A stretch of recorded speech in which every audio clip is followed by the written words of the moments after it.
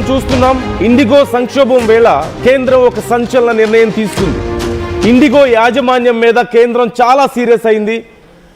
ఆ IndiGo CEO Peter ఎల్బర్న్స్ను తొలగించాలంటూ ఇండిగోపై కేంద్రం ఒత్తిడి చేస్తున్నట్లుగా తెలుస్తోంది. కఠిన చర్యలు తీసుకోవాలి అతని మీద అంటూ కేంద్రం చెప్తున్నట్లుగా తెలుస్తోంది. సాయంత్రం 5 గంటలకు విమానయాన శాఖ కీలక సమావేశం మొదలైంది. సమావేశానికి ఇండిగో యాజమాన్యం హాజరు కావాలంటూ కూడా ఆదేశించింది. ఇండిగోపై కేంద్రం కఠిన చర్యలు తీసుకునే ఛాన్స్ అయితే కనిపిస్తోంది. ఈ చర్యల్లో భాగంగా కొన్ని కీలక నిర్ణయాలు కూడా ఉండబోతున్నాయి. రద్దయినటువంటి టికెట్ల ఛార్జీలు రిటర్న్ చేయాలంటూ ఆదేశాలు వచ్చినట్లుగా తెలుస్తోంది. రేపు రాత్రి 8 గంటల్లోగా డబ్బులు రిటర్న్ చేయాలని ఎవరెవరైతే టికెట్లకు కొనుక్కున్నారో తీరా ఫ్లైట్స్ క్యాన్సిల్ అయ్యాయో వాళ్ళందరికీ తిరిగి డబ్బులు చెల్లించాలి. రేపు సాయంత్రం 8 గంటల్లోగా, రేపు రాత్రి 8 గంటల్లోగా ఇది ఖచ్చితంగా జరిగి తీరాలంటూ కేంద్రం చెప్పినట్లుగా తెలుస్తోంది. ఎకానమీ క్లాస్ వారీగా ఇప్పుడు ఈ ఛార్జీలు ఎలా ఉండాలి అనే దానికి సంబంధించి కూడా ఇప్పటికే కేంద్రం రేట్లు ఫిక్స్ చేసింది.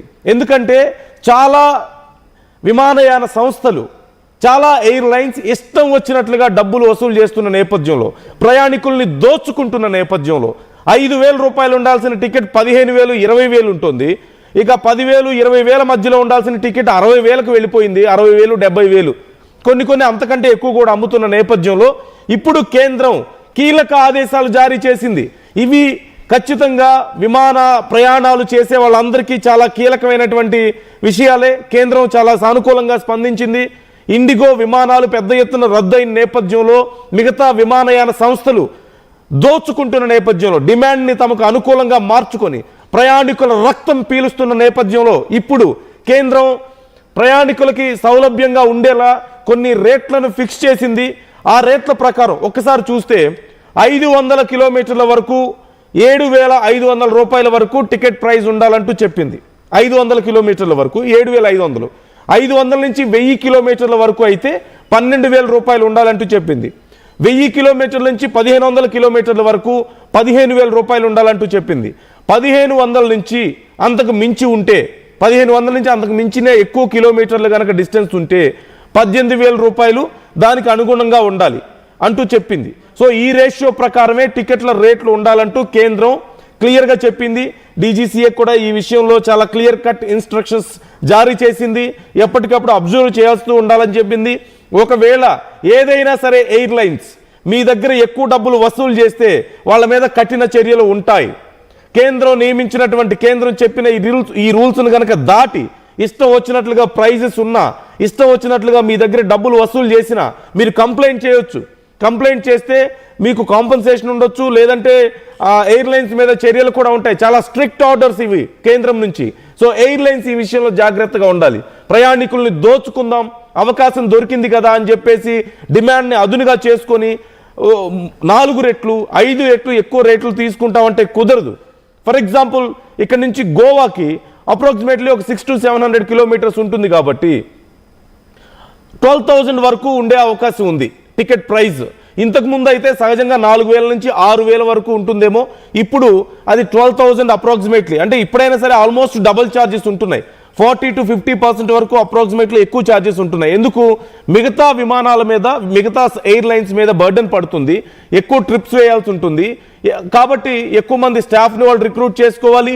పైలట్స్కి ఎక్కువ బర్డెన్ పడుతుంది, మిగతా క్రూకి ఎక్కువ బర్డెన్ పడుతుంది, అండ్ నంబర్ ఆఫ్ ట్రిప్స్ ఎక్కువగా తిరగాలి కాబట్టి వాళ్ళు ఓవర్ టైం చేయాల్సి ఉంటుంది. కాబట్టి ఇవన్నీ కన్సిడర్ చేసుకొని వాళ్ళకి ఎక్స్ట్రా బెనిఫిట్ ఎంతో కొంత ఉండాలి అన్న ఉద్దేశంతో ఈ నిర్ణయం తీసుకున్నట్లుగా కనిపిస్తోంది.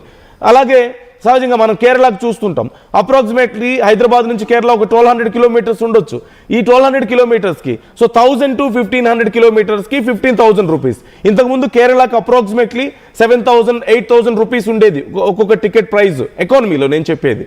ఇప్పుడు ఇది 15,000 అవుతుంది. అంటే ఆల్మోస్ట్ డబుల్ ప్రైస్ కనిపిస్తున్నప్పటికీ కూడా వాళ్ళకి సౌలభ్యం ఉండాలి కదా, విమాన సర్వీసులు అందించే వాళ్ళకి సౌలభ్యం ఉండాలి కాబట్టి వాళ్ళకి కూడా ఆ స్టాఫ్కి అంతా ఎక్కువ పే చేసుకోవాల్సి ఉంటుంది, ఎక్కువ స్టాఫ్ని ఎక్కువ గంటలు పనిచేయాల్సి ఉంటుంది స్టాఫ్, అండ్ టెక్నికల్గా వాళ్ళు చాలా వర్క్ చేయాల్సి ఉంటుంది కాబట్టి వాళ్ళకు అనుకూలంగా ఉండేలా ఈ నిర్ణయం తీసుకున్నట్లుగా తెలుస్తోంది. అలా కాదని చెప్పేసి 6,000, 7,000 ఉండాలి కదా అని చెప్పేసి ఉండే టికెట్ని 15,000, 20,000కి అమ్ముతాం, లేదు 12,000, 15,000 రూపాయలు ఉండే టికెట్ని మేము 50,000కి అమ్ముతాం, లేదు 20,000, 30,000 ఉండే టికెట్ని మేము 1,00,000 రూపాయలకి అమ్ముతాం అంటే కుదరదు. అలా దోచుకున్నారు. ఆల్రెడీ పెద్ద ఎత్తున దోపిడీ జరిగింది, ప్రజల నుంచి కంప్లైంట్స్ వచ్చాయి, వెంటనే కేంద్రం రియాక్ట్ అయింది. And one more thing, IndiGo CEO Peter Elbers మీద చర్యలు తీసుకునే అవకాశం ఉంది. అతను నా పదవి నుంచి తొలగించే అవకాశాలు చాలా క్లియర్గా కనిపిస్తున్నాయి. అండ్ కేంద్రం ఇచ్చినటువంటి వన్ మోర్ ఆర్డర్, కేంద్రం తీసుకుంటున్నటువంటి మరికొన్ని చర్యల్లో భాగంగా మిగతా విమానయాన సంస్థలకి ఎన్ని ట్రిప్పులు ఉండాలి, ఎన్ని ఫ్లైట్స్ వాళ్ళకు ఉండాలి అనే విషయంలో కూడా క్లియర్గా అబ్జర్వ్ చేస్తున్నారు.